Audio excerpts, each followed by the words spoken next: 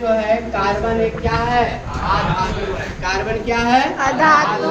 उसके बाद कहता है कि कुल अधातु कितना है, धातु की संख्या 15, जिसमें धातु कितना है 92, और उपधातु कितना है 7। यानी पूरे आवर्त सारणी में हम जानते हैं हम लोग कि 118 तत्व होते हैं, लेकिन जिसमें से 114 तत्वों का ही रासायनिक और भौतिक गुणों को अध्ययन किया गया है। तब इन सबको तीनों को जोड़िएगा तो जोड़ के कितना आ जाएगा 114 ही आएगा। ठीक है, उसके बाद कहता है कि इसका संकेत, कार्बन का संकेत क्या होता है, C। कार्बन का संकेत C। कार्बन का परिवार कौन कौन है, सदस्य कौन कौन है कार्बन कहे पार्वती सुनो सपाट। ट्रिक याद रखिएगा, कहे शिव जी सुनो पार्वती। कहे से शिव, ऐसा ही शिव जी SN और बीवी। याद रखिएगा। उसके बाद कार्बन का परमाणु संख्या कितना होता है 6। कार्बन का द्रव्यमान कितना 12। कार्बन का संयोजी 4। संयोजी इलेक्ट्रॉन कितना होता है 4। उसके बाद कार्बन का संयोजकता 4। ये आपका VVI क्वेश्चन बनता है, VVI क्वेश्चन बनता है यहाँ से, ठीक नहीं। उसके बाद कार्बन में बंधन की संख्या में कितना है 4। यहाँ से देखिए तो संयोजी इलेक्ट्रॉन 4, फिर आपको कहा दिया संयोजकता भी 4, उसके बाद बंधन की संख्या में कितना है 4। याद रखिएगा, बुलाइएगा नहीं, 4 4 4 चल रहा है।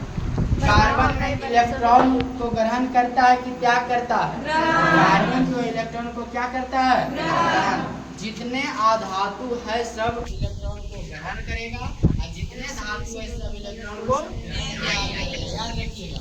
फिर कहता है कार्बन सजीवों के संरचना में सहायक होता है। कार्बन जो है सजीवों की संरचना में सहायक है। ऐसे अगर बात करें तो जितने भी पदार्थ है सब में कार्बन पाएंगे, जितने भी पदार्थ सब में कार्बन वायुमंडल में CO2 के रूप में, कार्बन वायुमंडल में किसके CO2 के रूप में कितना प्रतिशत रहता है 0.0%। उसके बाद कहता है कार्बन जो है बंधन, एकल बंधन होता है, द्वि बंधन होता है और कौन बंधन, यानी कार्बन में 3 तरह का बंधन रहेगा, एकल बंधन, द्वि बंधन और त्रिबंधन। एकल बंधन में देखिए इस तरह से चिन्ह दिया हुआ है, द्वि बंधन में 2 चिन्ह, त्रिबंधन में 3 माइनस निशान। अब कैसा रूप रहेगा उसको तो देखिए, एक कार्बन चाहे तो एकल बंधन से अपने साथ किसी से जुड़ा रहे, या तो फिर दूसरा में क्या है, कार्बन एक तरफ द्वि बंधन से जुड़े और दूसरे तरफ एकक बंधन से जुड़ जाए। तीसरे में क्या है, दोनों तरफ दो बंधन से जुड़े।